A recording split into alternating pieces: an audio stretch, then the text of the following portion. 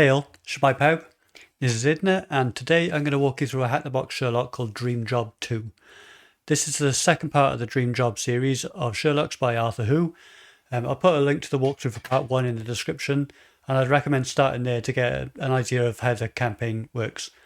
This Sherlock continues with the first one left off, which is researching Operation Dream Job as the campaign associated with the APT known as the Lazarus Group. And it starts out by doing some basic threat intel using MITRE ATT&CK and VirusTotal, and then goes into analysing some of the malware used in that campaign. Let's get cracking. So as usual, I start off on HackTheBox Labs, and I just browse to Sherlock's here. And I'm going to start searching for Dream Job. So Dream Job 1 was the first in the series. I would start there if you haven't already done that. We're looking at Dream Job 2. Let's read through the scenario. As a threat intelligence analyst investigating Operation Dream Job, you have identified that the Lazarus Group utilized a variety of custom-built malware and tools to facilitate their operations. Your task is to analyze and gather intelligence on the malware utilized by this APT. You can see we've got some artifacts to download. I will be coming to those later on. We don't need those for the first few questions, so I'm going to come back to those. But let's get started on the questions. So the first question, according to MITRE ATT&CK, what previously known malware does DRATzarus share similarities with? Now, if you remember the first Sherlock, DRATzarus was one of the rats that used by Lazarus Group as part of Operation Dream Job. So we're going to continue our research on that. In that Sherlock, we were mostly using MITRE ATT&CK to do our research. So I'm going to just quickly resume roughly where we were when we were analysing that. I'm just going to browse to the attack website and the DRATzarus page. Question again, what previously known malware does DRATzarus share similarities with? Let's just read our description of DRATzarus here. DRATzarus is a remote access tool, or RAT, that has been used by Lazarus Group to target the defense and aerospace organizations globally since at least summer 2020. DRATzarus shares similarities with Bankshot, which was used by Lazarus Group in 2017 to target the Turkish financial sector. So here, it shares similarities with Bankshot. Now, if we wanted, we could go and click this and research Bankshot as well. If we were a good threat intel analyst, that's where we would likely to go. We would probably want to pull indicators from that also. But for the purpose of this video, I'm just going to copy that, and then that is going to be the answer to our first question. Question 2. Which Windows API function does DRATzarus use to detect the presence of a debugger? So once more in MITRE, you can see we're in the software page at the moment. You can see the techniques used, groups that use them, campaigns that known to be associated with. MITRE's always got that kind of format. This is part of the techniques. We're looking for anything that looks for debugger detection. And just at the top here, we can see Debugger Evasion, and that's the technique technique ID associated with that. But then there's a little bit of information around how it's used. So DRATzarus can use isDebuggerPresent to detect whether a debugger is present on a victim. That's the name of the Windows API. So that is our answer to question 2.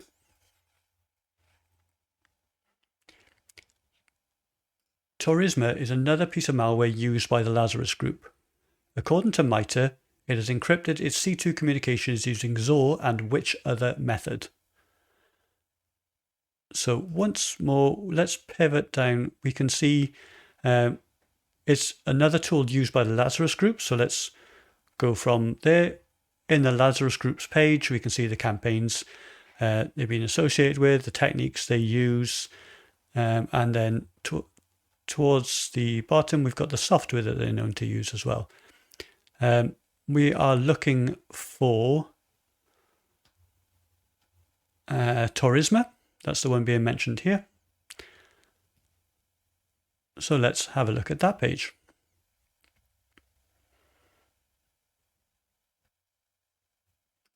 Question again. According to MITRE, it encrypted its C2 communications using XOR and which other method? We've got a few things going a bit of C2 here just at the top. The first top four are addressing that. Can use HTTP and HTTPS. Okay. Encoded C2 communications with base 64. Now the question is asking for encryption, not encoding. So that's not what we're looking for there. Use XOR and base 64 to decode C2 data. But then encrypted its C2 communications using XOR and VEST32. So that is what we want to answer this question.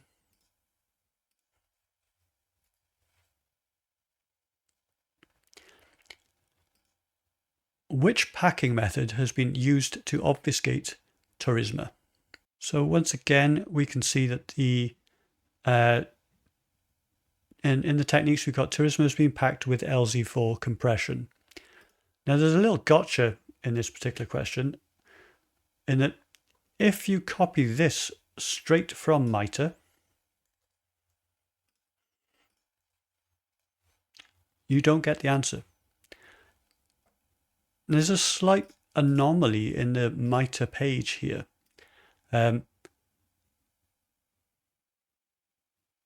If we just check this reference,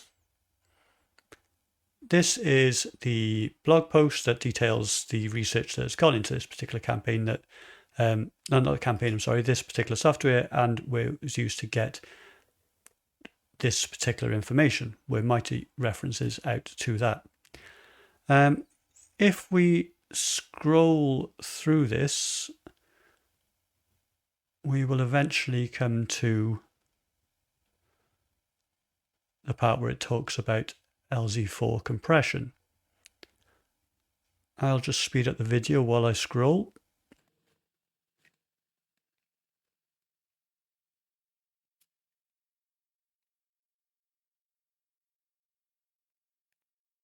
Okay, this is taking longer than I was expecting. Let me just do a quick find. In fact, this will help me to showcase what it is that I'm referring to here. So if I go back to this page and I search for the way that this is written on the MITRE page, and I just copy that to my clipboard, and I come in here and I search for any references to that on the page, and I get no hits. Phrase not found. Nothing found here. Now, that is not an L. That is a capital I. Change that to LZ4, and we find it in here. So LZ4 compression is what we are looking for here. Now you can see here that, depending on the font used, that does look a little like a capital I. And that is what's happened in MITRE here. Oh, no, sorry, this page. This has been written here as a capital IZ4. Whereas it actually is LZ4 compression. We can confirm that, just a quick Google for this. And yeah, LZ4 is a compression algorithm. So that is what we are looking for here. So if we copy the answer from here,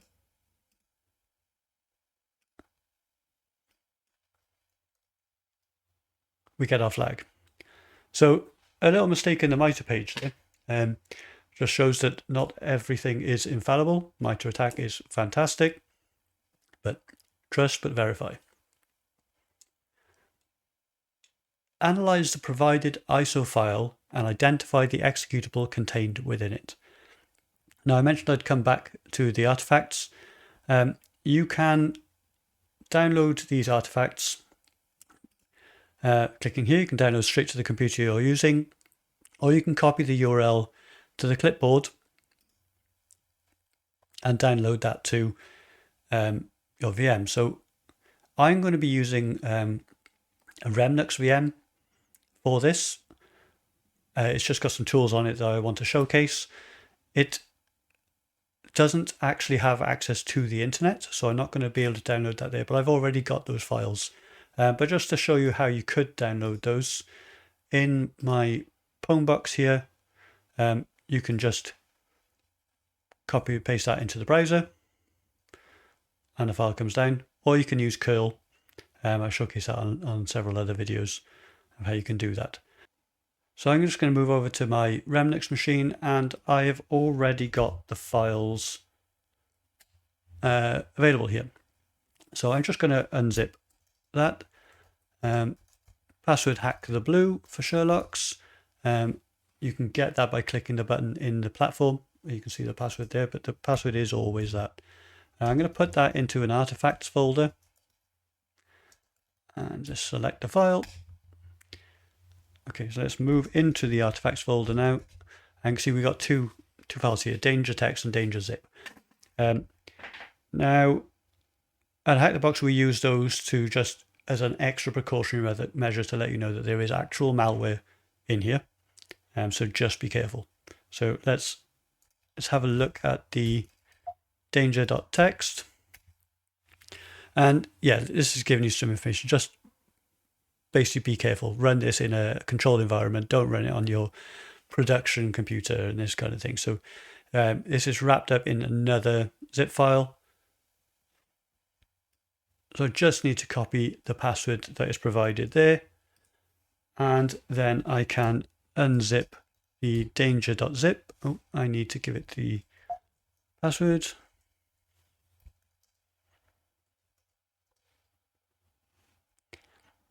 Okay, so we have now got some additional files here. So we've got, let's get rid of those danger ones actually.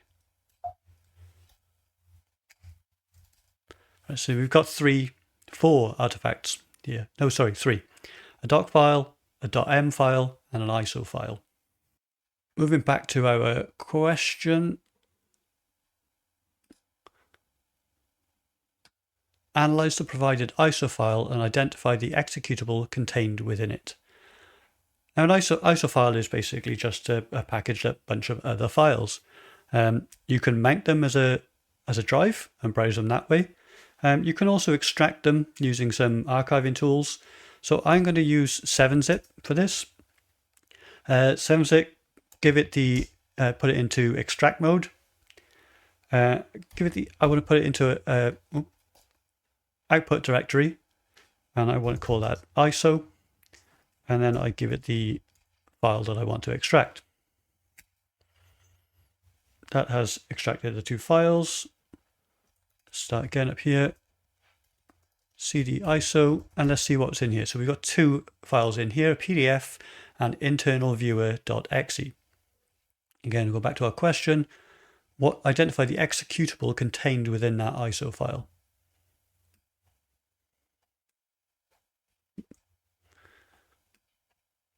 Get that into my clipboard.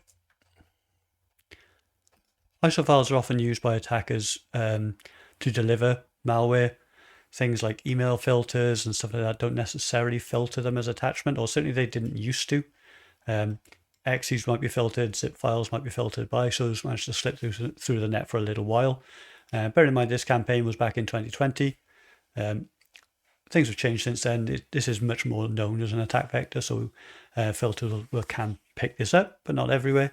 It still does get used, but that's why ISO has been selected here for the delivery method.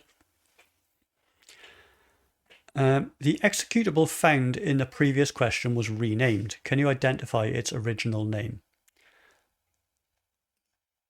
So for this, we want to use a tool called exiftool.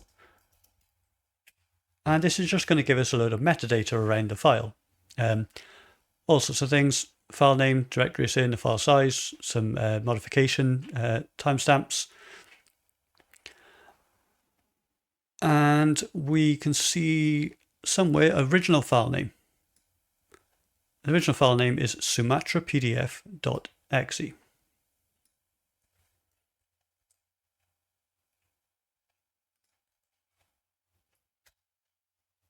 There we go. According to VirusTotal, when was the exe from the previous question first seen in the wild? So for this, let's just take the SHA-256 sum of the exe, and let's just put that in our clipboard, and then move back to our browser, and we will open up VirusTotal.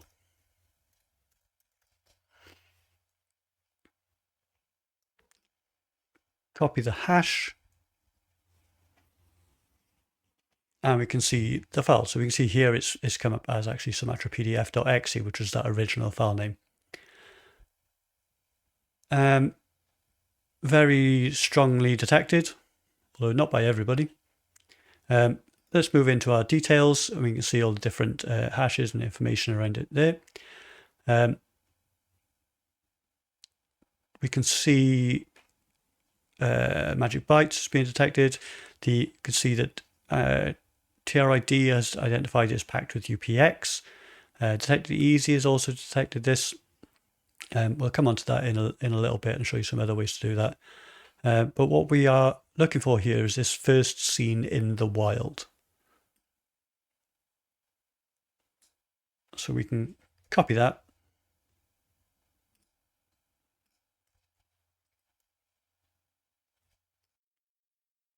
Okay, great. Okay, task 8. What packer was used to pack the executable from question 6? Now, we saw this in the VirusTotal information. UPX was used for this. There's another way we can do this within Remnux. There's a tool called Detect It Easy, which is DIE or DIE, and there's a command line version of that. So in my Remnux, I don't have a GUI on there. This is just headless. So we can get Detect It Easy output running that. And we can see the same information here. The packer is UPX. Now, the question is actually asking us for the full name. So let's just have a look, a bit of research on that. And we can see that the UPX is actually short for the ultimate packer for executables. That is the full name for this, and therefore that is our answer. What is the full URL found within the macro in the document salary Lockheed Martin job opportunities confidential? Now, if you remember back in the first Sherlock in this particular series, the premise of the campaign is to offer attractive job opportunities to people, social engineering technique to encourage people to open up the malicious document. And that's exactly what we're seeing here. And this particular document was actually referenced in Sherlock 1. But now we're going to be analysing that. In here, we are going to, I'm going to quickly move to the top again. Let's try that. Yep. We're going to be using a tool called olevba. So this is a tool by DTA Stevens as part of the OLE tools suite of Python scripts. Really powerful. All sorts of tools within that suite for analysing macros, Office documents, and that kind of OLE format for looking for malicious indicators and picking things apart there. olevba is specifically looking at VBA code, so typically things like malicious macros. So we're just going to run olevba on that file. I'm in the wrong directory, so let's just quickly step up. Where is it? Yeah, there it is. olevba. And we'll just run that basically to start with.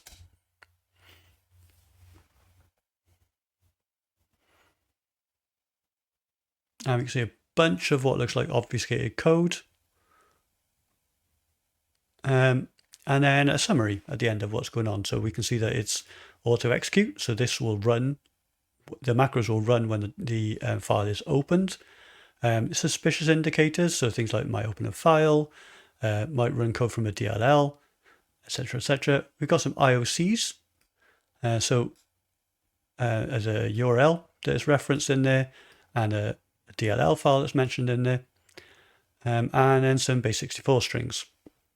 Now we want to get hold of this this URL. This is the URL that the question was asking us about. Now, I don't like typing things in. I want to copy this. So what I'm going to do is type more things in just to stop me having to type this in. But really, it's just a way to showcase how you can use olevba in combined with other tools to pull apart the actual output here. So again, I'm going to run this, and this time around, I'm going to turn it into JSON format and run this again. This time, however, I am going to pipe that into JQ, and I'm going to start up JQ filter. I want to get inside that top level JSON object, and then from there, look at the analysis section. So if you look at actually, we could potentially look at this just by piping that into less. Let's see the raw JSON. Yes, so we can see, this everything's inside this top level object. We're going to get inside that, and then we want to get inside this analysis section and start pulling out some of the indicators. So yes, JQ, and I want to open up a query here, pipe the output of that into, I'm going to extract the analysis object. I'm going to put this because I want it not to fail if there's a null entry. There will be null entries, but I just want it to carry on and just tell me anything that's inside an analysis object. And then tell me anything within the analysis where the type is equal to IOC. And I close my select, and I close the query, and hopefully that will work. Yes. So that has now just extracted those two bits of information. I really didn't need to do that. I just wanted to show how you can use olevba with other tools and start to pull apart the information. You could see how you could potentially want to do this for, if you're creating like a threat intel report and wanted to have some automation around it, extract all the indicators from this particular document. Yes, this malicious document and the macros within it. You could do that a little bit more automated. That is the URL we are looking for in this particular question. And so there we go.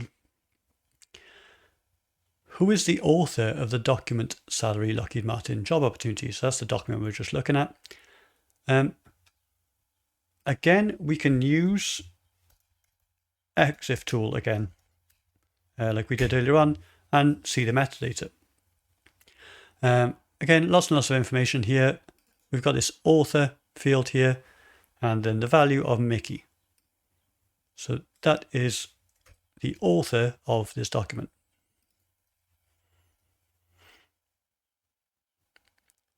Who last modified that document?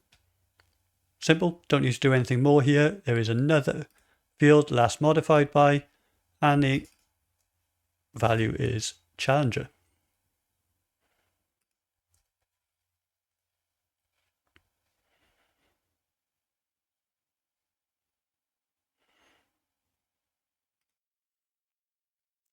Analyze the 17.m document. What is the directory where a suspicious folder was created? And there's some information around the path that's needed, or the format that's needed, pay attention to the placeholder. Okay, we'll come to that. So we want to look at, it's a different document now, the 17.m. So that is a dot file, is a template, Word document template, and M, it's got macros within there. So let's have a look at that. We could potentially do this in olevba. Let's let that run through.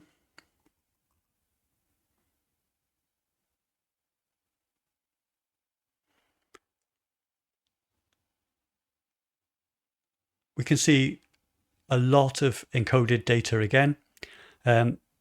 Once more, AutoExec is going to open straight away some suspicious things this time around. So reading system variables, open a file, write to a file, create a file, create directories, run code from a DLL. So lots of suspicious indicators here, but we can't really see what is actually going on. We could do some deobfuscation within olevba, but for this, I want to show a tool called pcode to code, and then run that against the file.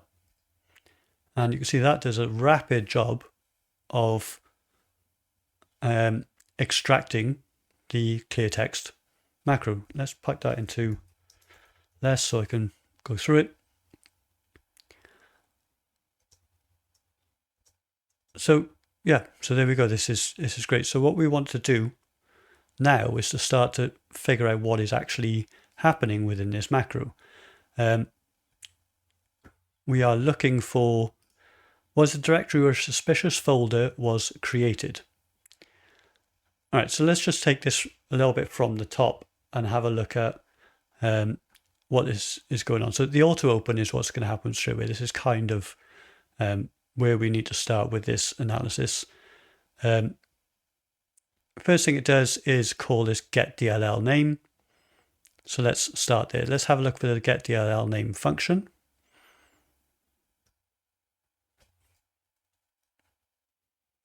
And here it is. It creates a variable called work directory, work dir rather, and it pulls the user profile environment variable and then appends this string to it, app data local Microsoft notice. If that doesn't exist, then create it. Then it sets a variable wsuser.db and another variable ws. It appends DLL path to these. So now that basically got the ws at the end of here. And then while what this is doing is while you're running this, if that path already exists, then add another bin dir onto the end of it. So it's basically rewriting the work dir to add another bin dir. So if that already does exist, it'll just keep on adding ws directory and looking inside that ws directory for a wsuser.db. And it will only continue then until it reaches a directory within that top level path that does not have wsuser.db. This is kind of a way to, there's a couple of reasons why I might be doing this. It'll stop the malware overwriting itself, one thing, a little bit like a mutex going on there. Also a way, if defenders could potentially stop this activity by creating a dummy file in that location, and it acts like a little bit like a kill switch. So this is looking for, if that exists, it's just going to keep on creating that folder, and that won't be as easy for defenders to stop this in its tracks. So that's what we've got going on here. So that is what getDLL name pulls. So it's basically the path to that user directory. So we do know that that is already creating a directory. That's probably what we would need to know for this question, but let's carry on the analysis a little bit anyway. So we get a little bit more idea what's going on. Doc path, so get doc name. That is further up here. Get doc name. So is the current doc name full? and then it is extracting the left-hand side of that, everything to the left of the dot. And then it is creating a new doc name based on the original file name before the extension, and then appending it with this str.doc tag, which is this variable, which is a space and then .doc. So it's renaming the original document, putting a space after it, and then .doc. So it kind of remains hidden, the activity from the user. What's going on there, it could blend in a little bit from that original payload, create a new file with that. So that's what's going on there. And then it loads the library for that DLL path. Oh no, sorry, I've skipped a step. It's getting the original document path, then it's extracting the DLL from that DLL path. That's the one that was stored in the user's profile app data. So the DLL path is the result of that. So extract DLL. Let's look for that function. Extract DLL. And now this is writing the base 64. So we saw a lot of base 64 encoding in this. Some of that base 64 will be the malicious executable that's going to be run here. It's turning that into binary and then writing it to that file. So basically that is now got a malicious executable saved in the app data local Microsoft notice wsuser.db, or potentially subdirectories of that with ws depending on if it's been run before. So this is looking like a SQLite database, but it's actually compiled code behind there. And then it's going to load that library. So that's basically launching that DLL. So that's pretty much a summary of what is going on in this macro. Going back to our question, we want to know what is the directory where a suspicious folder was created. And that is this app data local Microsoft notice.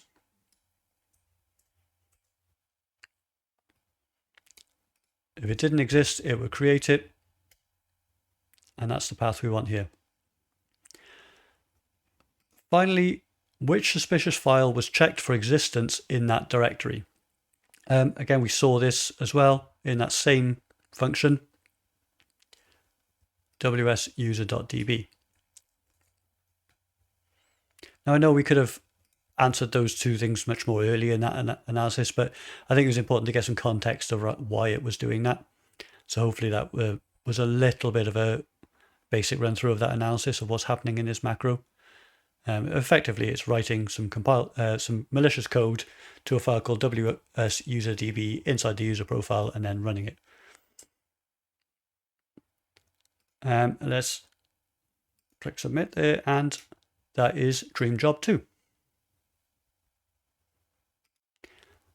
That wraps up Dream Job 2. Thank you for watching.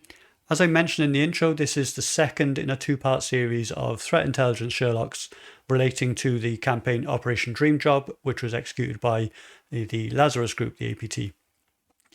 Thank you to ArthurWho for creating this series of Sherlocks and submitting them to the platform. If you like this video, please do like it and subscribe to the channel for more like it. Watch the first video in this series as well in order. Please check out Sherlocks on HackTheBox. So we've got over 100 available to play. We release a new one every week. But for now, diolch yn fawr.